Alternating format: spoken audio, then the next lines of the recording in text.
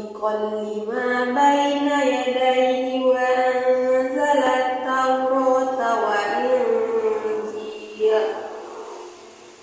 min qablu hudan lin-nasi wa anzala al-furqan innal ladzina kafaru bi ayati llahi lahum adzabun syadid wallahu azizun dzuntiqam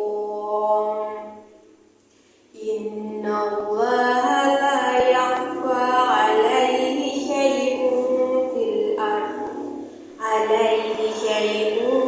fil ardi wala fis samaa. Shadaqallahul azim.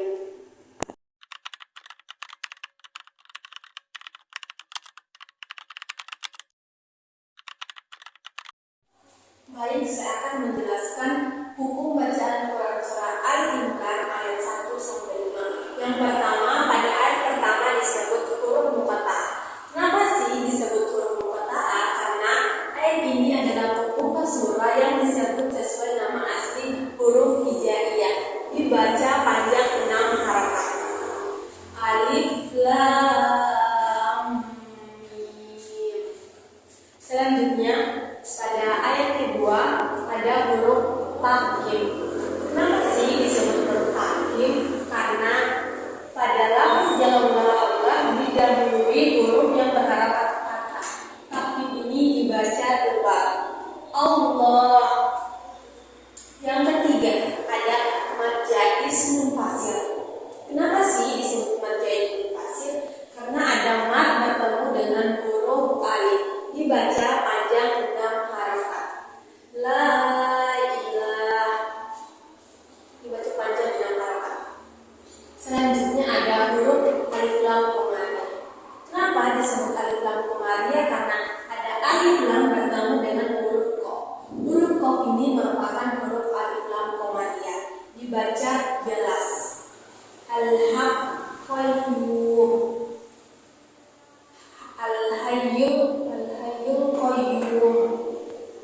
Sebut alif lam qamariyah. Baik, selanjutnya yang kelima ada alif lam qamariyah lagi. Kenapa disebut alif lam qamariyah? Karena ada alif lam bertemu dengan huruf ka. Dibaca jelas. Alaikal kitab. Selanjutnya ada idgham bila gunnah. Disebut idgham bila gunnah karena ada fathatain bertemu dengan alif. Dibaca malabur. Idgham bila gunnah dibaca malabur. Baik. Selanjutnya ada ikhfa syafawi. Kenapa disebut ikhfa syafawi? Karena ada nun sukun bertemu dengan huruf za. Huruf za ini merupakan salah satu dari 14 atau 15 huruf ikhfa. Selanjutnya yang ke-8 ada alif lam syamsiyah. Karena ada alif lam bertemu huruf ta. Huruf ta ini merupakan huruf alif lam syamsiyah. Selanjutnya yang ke-9 ada ikhfa syafawi. Disebut ikhfa syafawi karena ada nun sukun bertemu huruf jar. Nun sukun ini bertemu huruf jar. Dibaca ikhfa syafawi, dibaca sama. Wal injil.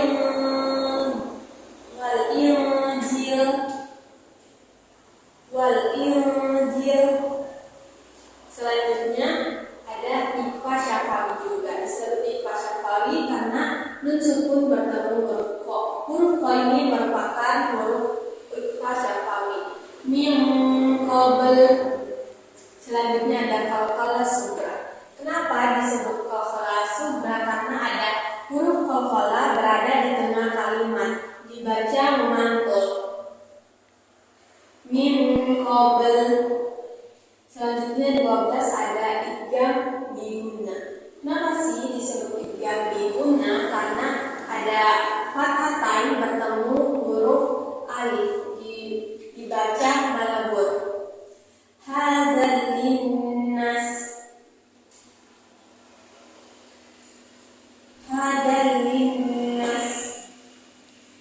Selanjutnya ada ikhfa syafawi. Disebut ikhfa syafawi karena ada nun sukun bertemu huruf za.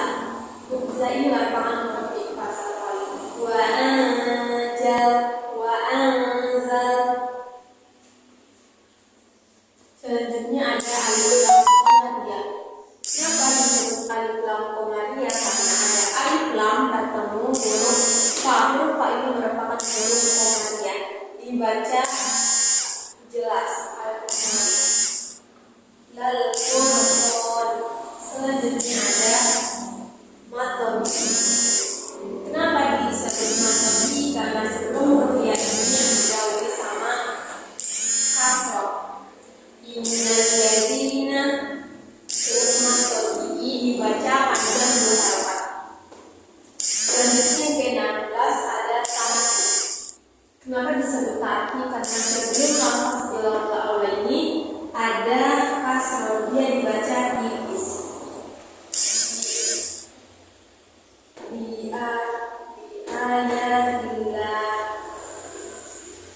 Selanjutnya ada huruf izhar syafawi. Kenapa disebut izhar syafawi? Karena mim sukun bertemu dengan alif.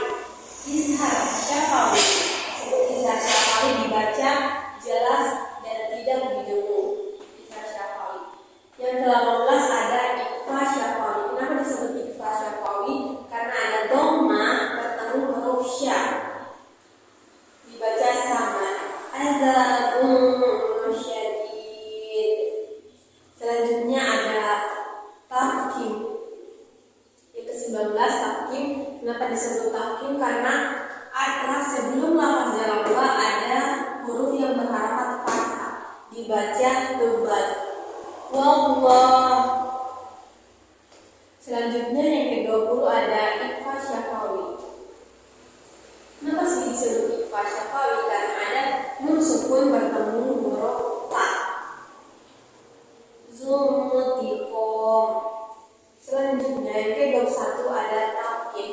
Kenapa disebut tafkim? Karena sebelum lafaz jalal ada huruf yang berharakat fathah. Disebut tafkim, dibaca tebal.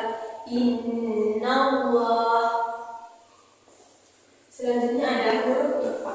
Kenapa disebut huruf ikhfa? Karena ada dhamma bertemu dengan huruf fa. Huruf fa ini merupakan salah satu dari huruf ikhfa. Dibaca sama. Syai'un